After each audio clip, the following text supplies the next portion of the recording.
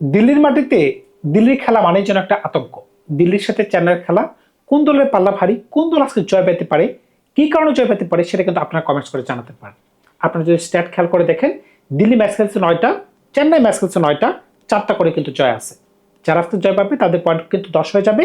এমনকি তারা কিন্তু ভালো কিছু করলেও করতে পারে, কারণটা কি উপরের সারির দল কিন্তু হারা শুরু করে দিছে। একটা সময় মনে হচ্ছিল পাঞ্জাব আনবিটেনই থেকে যাবে, কিন্তু তারা ব্যাক টু ব্যাক 2টা ম্যাচ কিন্তু তারা হারছে। এমনকি শক্তিশালী হায়দ্রাবাদ তারা 5টা ম্যাচ জয়ের পরে তারা কিন্তু 6টা ম্যাচে পরাজিত হয়েছে। এখন আমি কিন্তু ভিডিও শুরুতে একটা কথা বলেছিলাম, দিল্লি কিন্তু দিল্লির মাটিতে ভালো খেলতে পারতেছে না। আপনাদের মনে পড়ে কি, দিল্লি যখন পাঞ্জাবের বিরুদ্ধে একটা ম্যাচ খেলেছিল, আগে ব্যাটিং করে 264 রান করতে পেরেছিল, 5 সমান একটা রান। এমনকি কেএল রাহুলের ইন্ডিভিজুয়াল একটা ইনিংস ছিল 152 রানের, ওই খেলায় কিন্তু দিল্লি জয় করতে পারে নাই।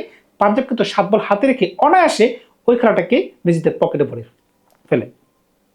এমনকি এর একদিন পরে যখন দিল্লি আরসিবির বিপক্ষে মাঠে নামলো, যখন আরসিবি তাদেরকে ব্যাটিং করার আমন্ত্রণ জানালো, ওই খেলায় এমন কি হলো সেটা আমরা বুঝতেই পারলাম না। 8 রানে দিল্লির 6 উইকেট নেই, কিভাবে সম্ভব হলো? জশ হ্যাজেলউড এমনকি ভুবনেশ্বর কুমার তাদেরকে একদম মাটিতে শোয়াই দিয়েছে। যখন 75 রানে দিল্লি অল আউট হয়ে গেল, 6 ওভারের মাঝখানে কিন্তু আরসিবি ওই খেলাটাকে জিতে নিল। এই কারণে কিন্তু আমি বলেছিলাম দিল্লি কিন্তু দিল্লির মাটিতে ভালো খেলতে পারতেছে না। কিন্তু আমরা যখনই মনে করেছিলাম যে না, দিল্লি একদম টুর্নামেন্ট থেকে বের হয়ে যাবে, এটার পিছনে আরেকটা কারণ ছিল কি, তাদের প্রিমিয়াম বলার লুঙ্কে এঙ্গিডি যখন ইনজুরি কবলে পড়েছিলেন, আমরা জানি না কবে তিনি মাঠে নামতে পারবেন। তবে আজকে আমি একটা সুখবর দিচ্ছি, তিনি আজকের ম্যাচে উপলব্ধ প্লেয়ার, তিনি কিন্তু আজকের ম্যাচ কিন্তু খেলতে পারবেন। এমনকি দলের অন্যতম শক্তিশালী প্লেয়ার মিচেল স্টার্ক কিন্তু দলের সাথে যুক্ত হয়ে গেছেন। এমনকি গত ম্যাচ কিন্তু তারা রাজস্থানের সাথে ভালো মতো জিততে পারছেন। মনে পড়ে কি, রাজস্থানের সাথে যখন তারা পরে ব্যাটিং করতেছিল, কি কারণে রাজস্থান কিন্তু আগে ব্যাটিং করে 225 করতে পেরেছিল, 226 রানের টার্গেট। ওই খেলায় প্রথম নিশাঙ্কা কেএল রাহুল দুর্দান্ত ব্যাটিং করতে পারছেন। সেই সাথে নিচের দিকে কিন্তু মিচেল স্টার্ক 3টা উইকেট নিতে পারার কারণে কিন্তু অনায়াসে কিন্তু তারা ম্যাচটা কিন্তু জয় পায়। অন্যদিকে চেন্নাই দলটার সাথে যদি আপনি কথা বলেন, চেন্নাই কিন্তু ভালো খেলতেছে, বিগত 3টা ম্যাচের মাঝখানে তাদের 2টা জয় আছে। গত ম্যাচে মুম্বাইয়ের সাথে তারা যেভাবে খেলতে পারছে, মুম্বাইকে 158 বা 159 রানে তাদেরকে প্যাকেট করে দিচ্ছে। এমনকি 8 উইকেটে সম্ভবত তারা জয় পাইছে, দুর্দান্ত তারা খেলতে পারছে।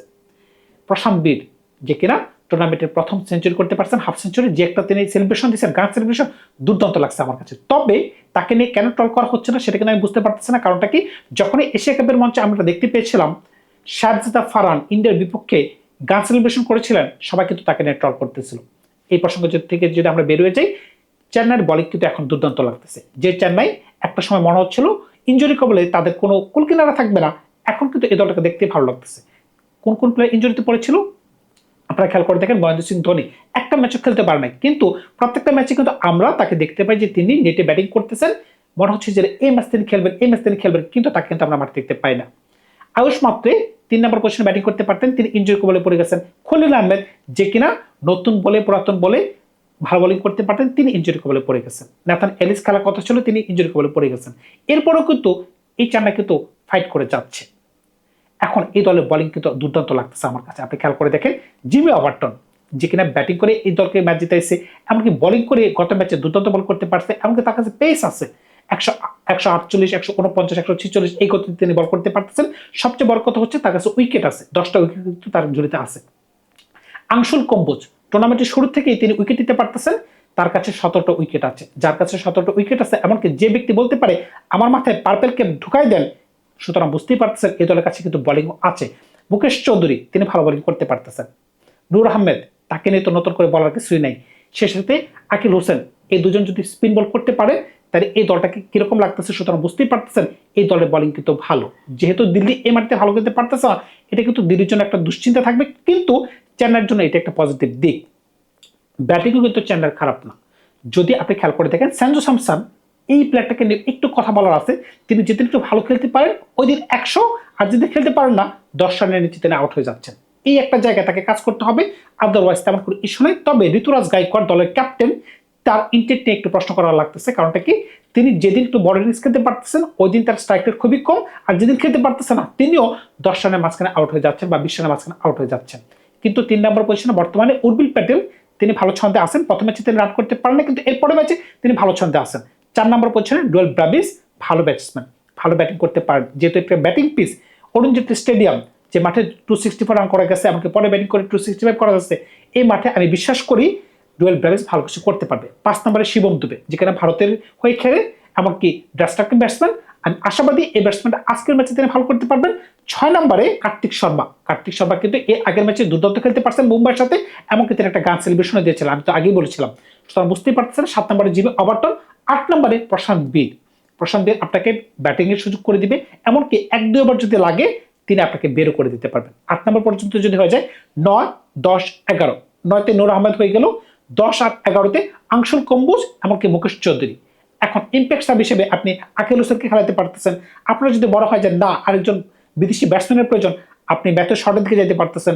আর যদি মনে করেন যে না দেশি বলারের প্রয়োজন, আপনি গুজার পনিত সিং এর সাথে যেতে পারতেছেন।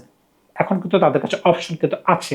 আর যদি মনে করেন যে না ধোনি নিজে সংযুক্ত হয়ে যাবেন, সেটাও কিন্তু সম্ভব। তখন কিন্তু প্রসাদ বীর দল থেকে ছিটকে পড়ে যাবেন, ধোনি কিন্তু 8 নম্বর পজিশনে ব্যাটিং করবেন।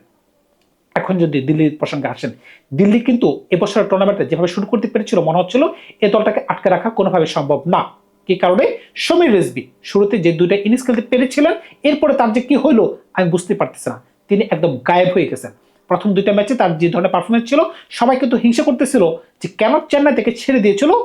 এখন চেন্নাই এতটা আফসোস করার কথা না। তবে আজকের ম্যাচে সমীর রেজভি অবশ্যই খেলবেন, কিন্তু সমস্যাটা কোন জায়গায়? সমস্যাটা হচ্ছে লুঙ্গি ইঙ্গিদি ইনজুরি ফ্রি হয়ে গেছেন, এমনকি মিচেল স্টার্ক অবশ্যই খেলবেন। এখন যদি নিচের দিকে মিচেল স্টার্ক আর লুঙ্গি ইঙ্গিদি খেলে, গত ম্যাচে কিন্তু কিলার মিলার ইনজুরির কবলে পড়েছিলেন, এই কারণে কিন্তু কিলার মিলার খেলেন নাই। প্রাথম নিশাঙ্কা উপরে ব্যাটিং করতেছিলেন, কিন্তু প্রাথম নিশাঙ্কা গত ম্যাচে যে ধরনের ব্যাটিং করতে পারছেন রাজস্থানের বিপক্ষে, এখন কিন্তু প্রাথম নিশাঙ্কাকে বসানো যাচ্ছে না। তাহলে আপনি দলটা কিভাবে সাজাইবেন? আপনি খেয়াল করে দেখেন উপরে কেএল রাহুল আছে। এখন যদি মনে করেন কোনো কারণে প্রাথম নিশাঙ্কাকে বসাই দিবেন, তাইলে ওপেনিং কে করবে? করুণ নায়ার করবে নাকি পৃথ্বী শো করবে? এই একটা বাড়তি চিন্তা কিন্তু তাদের আছে। তবে আমার কাছে কেন জানি মনে হচ্ছে আজকের ম্যাচে প্রাথম নিশাঙ্কা ওপেনিং করবে কেএল রাহুল, প্রাথম নিশাঙ্কা, 3 নম্বরে রানা, 4 নম্বরে সমীর রিজভি, 5 নম্বরে স্টাফস, 6 নম্বরে আশুতোষ শর্মা, 7 নম্বরে তাদের ক্যাপ্টেন অক্ষর প্যাটেল, 8 নম্বরে কুলদীপ যাদব, 9, 10, 11 এখানে কিন্তু বোলিং এর খেলা। খেয়াল করে দেখবেন মিচেল স্টার্ক সেও কিন্তু ব্যাট করতে পারে। 10 নম্বরে লুঙ্গি ইঙ্গিদি, 11 নম্বরে টি নাটরঞ্জন। আপনি তাদের বলিংটা খেয়াল করে দেখেন, কুলদীপ যাদব, অক্ষর প্যাটেল, মিচেল স্টার্ক, লুঙ্গি ইঙ্গিদি, টি নাটরঞ্জন। দুর্দান্ত কিন্তু। যদি আপনাদের ব্যাটসম্যানের প্রয়োজন হয় ইম্প্যাক্ট সাব হিসেবে করুণারকে নিতে পারতেছেন। আর যদি আরো বলারের প্রয়োজন হয় বিপ্রাস সাকিবকে নিতে পারতেছেন, তিনি হালকা ব্যাটিংও করতে পারেন, হালকা ব্যাটও করতে পারেন, বলও করতে পারেন। আবার যদি প্রপার বলারের প্রয়োজন হয় আকিব নাকিবকে নিতে পারতেছেন, আকিব নাবিকে নিতে পারতেছেন। আবার যদি তারা মনে করে যে না আমরা উপরের দিকে আজকে একটু রিস্ক নিব, পৃথ্বী শোকে দলে ঢুকে দিব কিংবা করুণারকে দিয়ে ওপেনিং করাবো, তাহলে কিন্তু মিডল ফেজে আশুতোষ শর্মার জায়গায় ডেভিড মিলারকে তারা খেলাইতে পারতেছে। তখন তো দলের ব্যাটিংটাকে আরো মজবুত মনে হচ্ছে। সুতরাং বুঝতেই পারতেছেন দিল্লির কাছে কিন্তু অপশন আছে। তবে যেহেতু দিল্লি এ বাড়িতে ভালো খেলতে পারতেছে না, এটা কিন্তু চেন্নাইয়ের জন্য একটা বাড়তি সুবিধা মনে হতে পারে। কিন্তু আপনার কাছে সুবিধা মনে হওয়া আর ওই দিনে ভালো খেলাটা কিন্তু দুই জিনিস। তবে চেন্নাইয়ের কাছেও কিন্তু মোমেন্টাম আছে।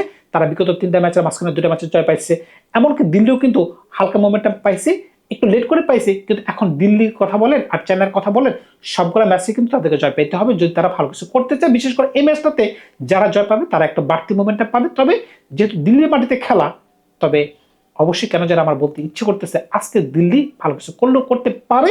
তবে অগ্রিম কোনো কিছু বলা যাবে না, কারণ চেন্নাই দলটা ভালো টিম। দেখা যাক শেষ পর্যন্ত কি ঘটে। তবে দিল্লির পাল্লা ভারী, কারণ দিল্লিকে দেখতে সবসময় আমার ভালো লাগে।